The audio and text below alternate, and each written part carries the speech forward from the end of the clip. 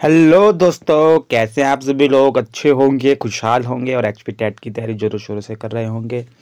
ये है हमारी साइकोलॉजी की प्रीवियस ईयर क्वेश्चन पेपर की सीरीज, जिसमें हम साइकोलॉजी के नॉन मेडिकल से रिलेटेड जो प्रीवियस ईयर क्वेश्चन पेपर है वो हम सॉल्व कर रहे हैं। जिसमें हमने अभी तक 2023 से लेकर 2014 के पेपर सॉल्व कर दिए और ये हमारा लास्ट पेपर है 2013 का। ठीक है, इसके बाद आपको किससे रिलेटेड क्वेश्चन पेपर चाहिए?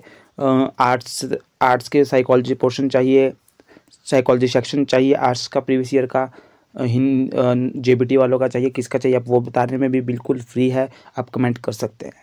तो दोस्तों चलते हैं और देखते हैं पहला क्वेश्चन। पहला क्वेश्चन क्या है? A lower class play way method lower class playway method of teaching is based on.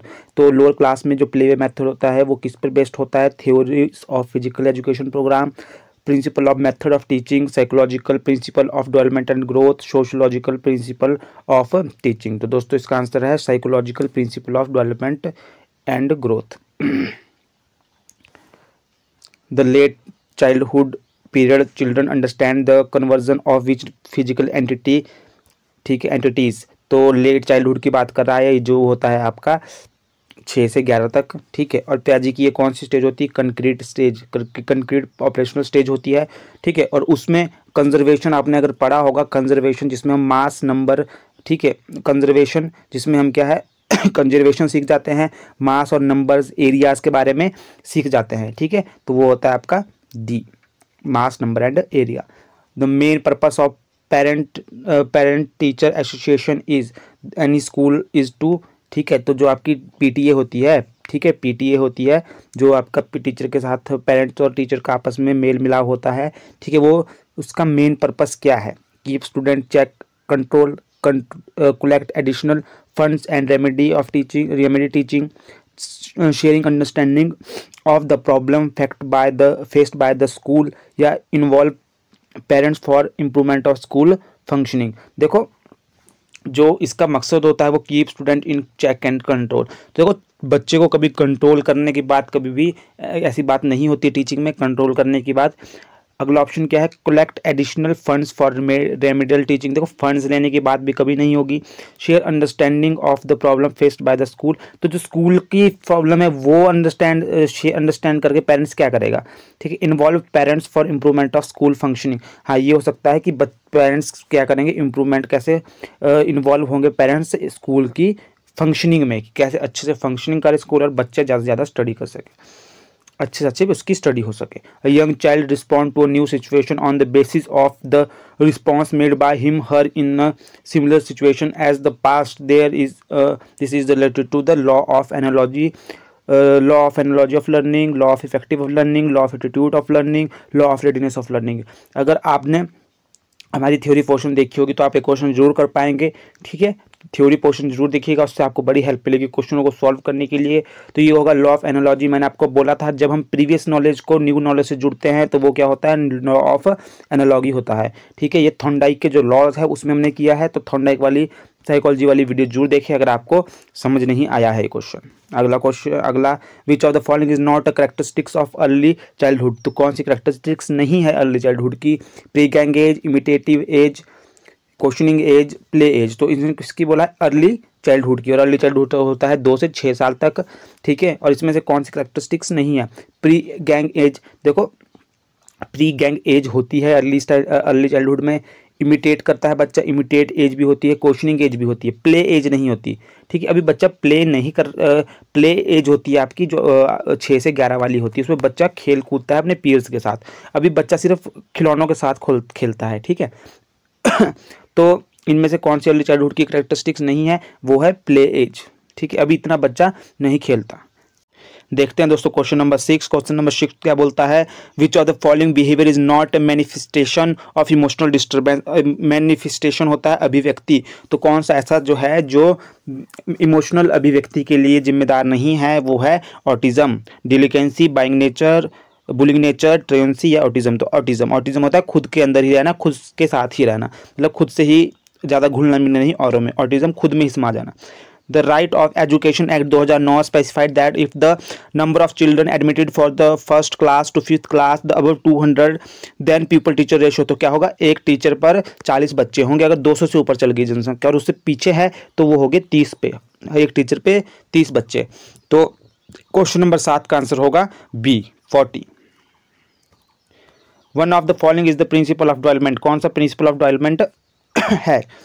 Development is always linear, गलत है दोस्तों, डेवलपमेंट लीनियर नहीं होता। It does not take place at the same pace for all, ये सही बात है, सबके लिए सेम पेस नहीं होती इसकी। All process of development are not interconnected, interconnected होते हैं दोस्तों, तो ये भी गलत है। इट इज डिसकंटिन्यूस प्रोसेस, ये कंटिन्यूस प्रोसेस है, ये भी गलत है, तो ये भी गलत है, तो सही यही है। अगर आपने हमारी थ्योरी पोर्शन नहीं देखा है तो वो भी जरूर देखिएगा, आपको बड़ी हेल्प होगी।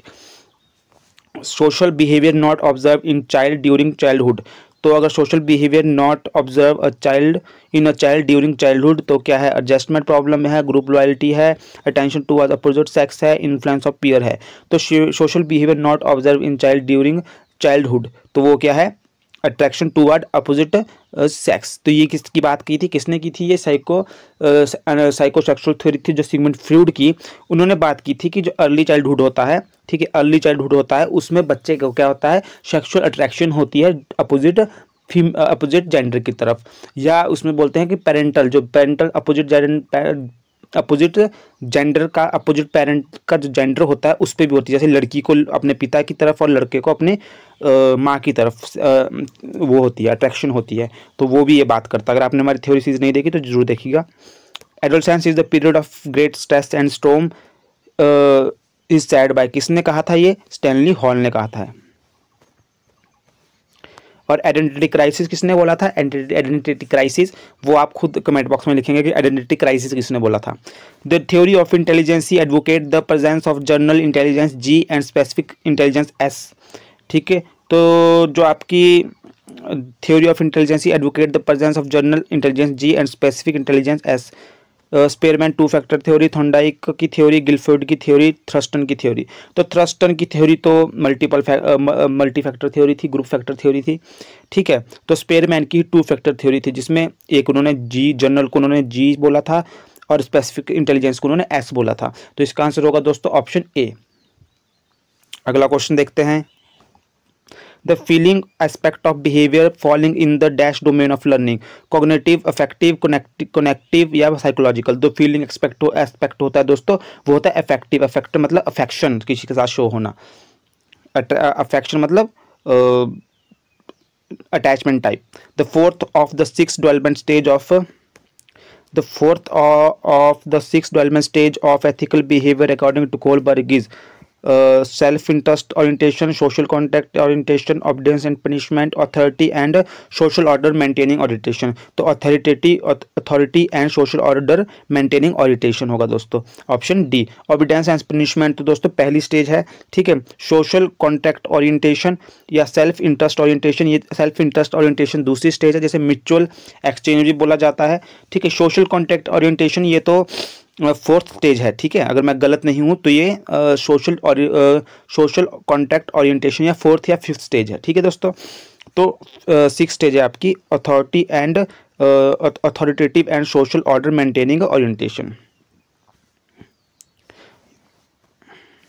Out of Maslow hierarchy of needs, which need is fulfilled by providing mid day meals to school children. तो ये सबसे बेसिक नीड है, बेसिक और साइकोलॉजिकल नीड है, ठीक है। बेसिक और साइकोलॉजिकल नीड है। 14वें का आंसर है आपका बी। अगले क्वेश्चन की तरफ बढ़ते हैं, 15वां क्वेश्चन। तो देखते हैं 15वां question. The effective way of teaching pronunciation of a new word in the classroom is using chart, giving details meaning, using textbook या oral drill। तो सबसे बेस्ट तरीका दोस्तों क्या है, सबसे बेस्ट तरीका है oral drill। अगला क्वेश्चन की तरफ बढ़ते हैं।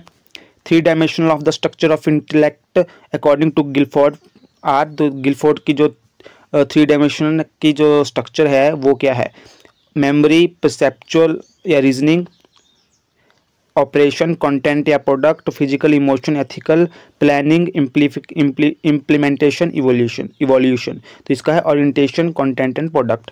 School based assignment is primarily based on the principle that, तो स्कूल बेस्ड असाइनमेंट होती है किस प्रिंसिपल पर बेस्ड होती है? Student should get high grade, assessment should be economical, school teacher are more effective than external examiner, teacher know that the learner better than external examiner. तो जो school based assessment होती है, जो school ही के teacher करते हैं, वो क्या होते हैं, क्यों होती है, वो किस प्रिंसिपल पर काम करती है कि टीचर जो है अपने teacher know their learner better than external examiner, कि जो स्कूल का टीचर है वो अपने स्टूडेंट को ज़्यादा अच्छे से जानता है या लर्नर को ज़्यादा अच्छे से जानता है। तो option D. For summative evolution is the best tools to be used is are multiple choice, short answer type question, long answer type question, all of the above. तो जो बेस्ट टूल्स यूज है जो summative के लिए है वो कौन सी है? तो ये ऑल ऑफ द अबव 18 का। अगला क्वेश्चन, इमोशनल कैथराइज मीन्स, ठीक है। देखो ये इमोशंस को कंट्रोल करने के तरीके होते हैं, जो एक होता है डायरेक्शन देना, एक होता है पॉज, एक होता है कैथराइज। तो इसका आंसर क्या है? ये इमोशनल वाला है।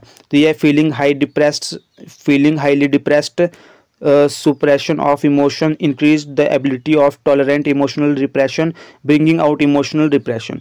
तो ये है आपका bringing out emotional repression. Which of the following facts is not included in the environment factor of development. तो which of the following factor is not included in the environmental factor of development? Quality of education, quality of nutrition, psych या culture. तो इसका answer होगा कि कौन सा factor not included in the environment, तो होती है psych. According to Piaget's stage of cognitive development the sensory motor stage is associated with. तो सेंसरी मोटर स्टेज जो वो किससे एसोसिएटेड होती है? Ability to solve problem in logical fashion, imitation, memory and mental representation, ability to ability to interpret and analyze options, concern about social concerns। तो दोस्तों जो sensory motor stage होती है उसमें बच्चा इमिटेट करता है और मेंटल रिप्रेजेंटेशन होती है उसमें, ठीक है। ऑप्शन है बी। तो अगले क्वेश्चन की तरफ बढ़ते हैं।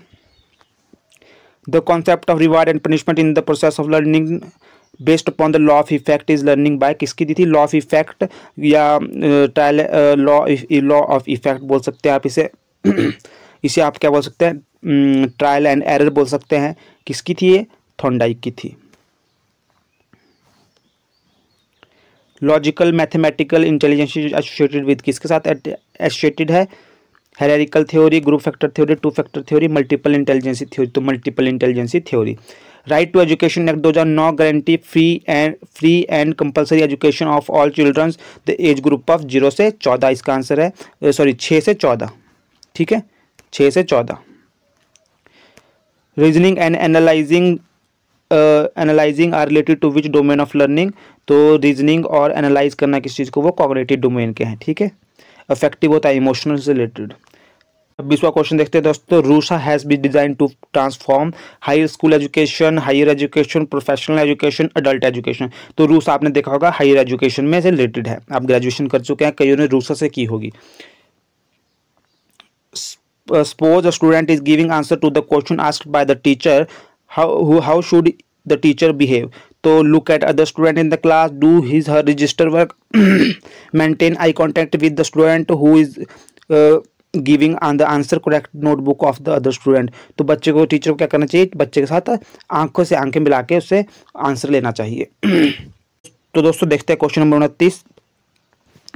The most appropriate logic predicate for the continuous and comprehension evolution should be assigning more than one aspect of learning, in assessing more than one aspect of learning, increasing burden on teacher, promoting holistic nature of human personality या maximize the assessment opportunity। तो क्या करना चाहिए? promoting holistic nature of human personalities, ठीक है। अगला question, one of the following can damage a low achieving student psychologically. किस कौन क्या डैमेज कर सकता है? Making children making children maintain record of class test marks, ऐसा कुछ नहीं है दोस्तों। Discussing the marks of individual student in the class, discussing the correct answer in the class, making children correct their own notebook. तो इसका होगा अगर आप बच्चे के मार्क्स उसके डिस्कस करेंगे क्लास में। ठीक है, तो कैसी लगी दोस्तों वीडियो जरूर बताएं, अच्छी लगी तो लाइक कीजिए, लाइक और शेयर ठोक दीजिए, महाकाल का लाइक और शेयर ठोक दीजिए, 5000 लौटे दिख जाना चाहिए। शेयर कीजिए, सब्सक्राइब कीजिए और हमारी थ्योरी पोर्शन जरूर देखिएगा, साइकोलॉजी का बहुत हेल्प मिलेगी। मिलते हैं अगली वीडियो में, धन्यवाद दोस्तों, बाय बाय।